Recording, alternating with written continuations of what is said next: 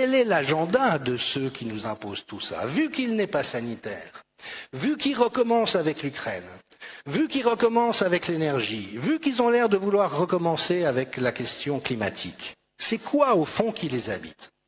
Et là, nous sommes dans cet extraordinaire paradoxe qui est que d'un côté, ils le disent aussi ouvertement qu'il est possible, mais que dans l'état de déboussolement collectif dans lequel on est, c'est la meilleure manière de le cacher. Et ils le disent, ce qu'ils veulent, c'est une identité numérique qui permette de faire en sorte que chaque déplacement, chaque mouvement, chaque achat, chaque acte de chacun puisse être surveillé en permanence. Et Yuval Harari l'a dit. Il a dit, cette crise du Covid a montré qu'on pouvait, pour des raisons d'utilité publique, faire en sorte que les gens acceptent d'être séquestrés à domicile et d'être limités dans leurs déplacements et surveillés en permanence. Concluant, l'expérience a été réussie. La crise en Ukraine, un ancien colonel des services secrets suisses, Jacques Beau, qui était le contact avec l'OTAN, dit publiquement « Tout ce que vous entendez par les médias mainstream sur la situation en Ukraine n'est que de la propagande ». L'ancien contact de l'OTAN. Vous voyez, on ne fera pas de moi un pro-Poutine et un pro-guerre, c'est toujours les populations civiles qui subissent les conséquences des guerres. Mais tout ce qu'on vous dit jour après jour dans les journaux et les télévisions est archi faux et n'a pour but que de vous faire accepter des choses que nous devrions tous refuser.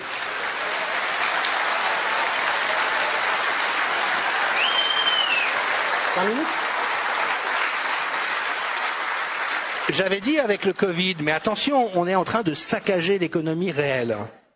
Et il suffit de se balader dans les villes en France aujourd'hui, on voit à quel point ça a déjà été saccadé. Avec les hausses du prix de l'énergie qui se profilent, vous croyez qu'il va y avoir combien de dizaines de milliers de faillites de petites et moyennes entreprises en France? Ça va être un massacre. Tout ça parce que l'OTAN a fait sauter des gazoducs avec la Russie, et les journaux osent dire on ne sait pas qui c'est qui a fait ça. Mais attendez, le sénateur Yves Pozzo di Borghio a dit, moi les journalistes me disent qu'ils savent très bien, ils n'ont pas le droit de le dire. Ils n'ont pas le droit de nous dire que nous sommes en train d'être pris en otage par un gouvernement sociopathe qui veut nous mettre à genoux, qui veut nous plonger dans la misère et qui veut s'arroger les pleins pouvoirs sur nous. Et c'est là, en effet, où il faut voir plus loin que la question sanitaire. Alors moi, en tant qu'anthropologue, ça m'intéresse parce que la question énergético-diplomatique avec l'Ukraine, c'est isomorphe du Covid. C'est les mêmes narrations, présentées de la même manière, avec la même pensée unique, la même agressivité contre les gens qui continuent de penser et de dire des choses intelligentes. Et puis la finalité de tout ça, c'est CBDC, Central Bank Digital Currency. C'est dans le pipeline, ça va sortir dans très peu de temps. C'est quoi? C'est que pour l'instant, quand vous faites affaire avec votre carte de crédit ou de débit, votre carte bancaire, vos transactions sont sécurisées par la confidentialité que vous accorde votre banque. Et puis, une fois par jour, les banques échangent toutes leurs transactions, sans dire qui a acheté quoi, mais les transferts se font et ça recommence chaque jour. Le CBDC, ça veut dire qu'il y aura une banque centrale qui, en temps réel, saura quelle opération vous êtes en train de faire. Et donc peut intervenir pour bloquer la transaction. Donc s'il y a un confinement qui dit que vous n'avez pas le droit d'aller à plus d'1 kilomètre de chez vous, et que vous faites un achat à 2 kilomètres de chez vous, vous ne pouvez pas acheter. Si vous avez déjà acheté 200 grammes de viande une semaine, le 7e jour, vous avez dépassé le quota de 30 grammes par jour, vous ne pouvez pas l'acheter. Crédit carbone, crédit essence, crédit ceci, crédit cela.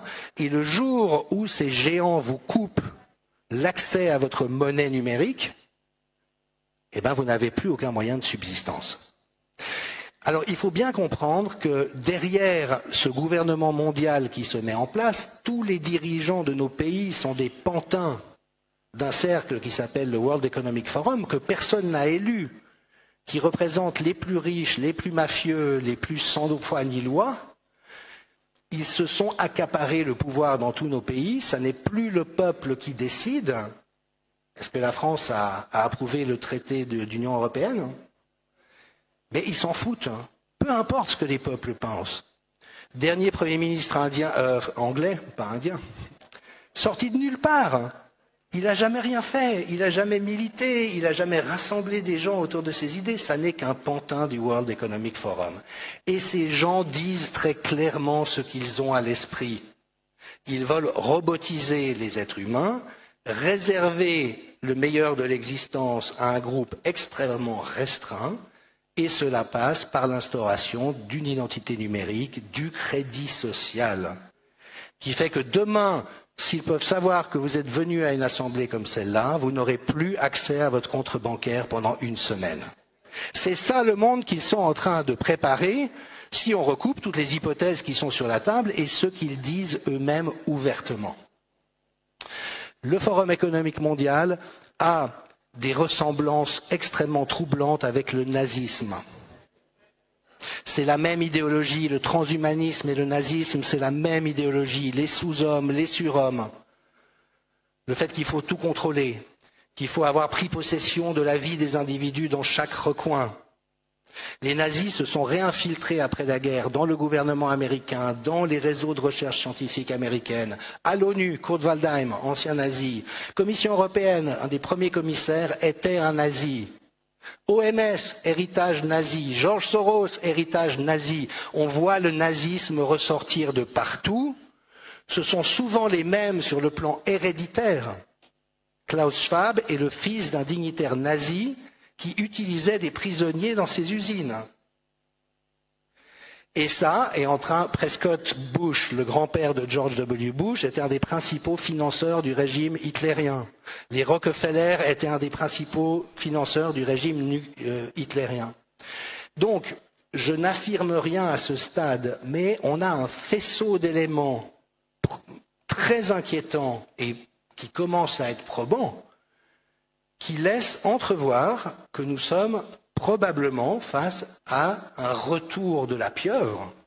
C'est-à-dire que ce monstre que nous croyons avoir vaincu en 1945 est de retour, sous un autre visage, avec d'autres leviers, mais la même intention finale, c'est de pouvoir prendre un contrôle absolu sur la population. Alors,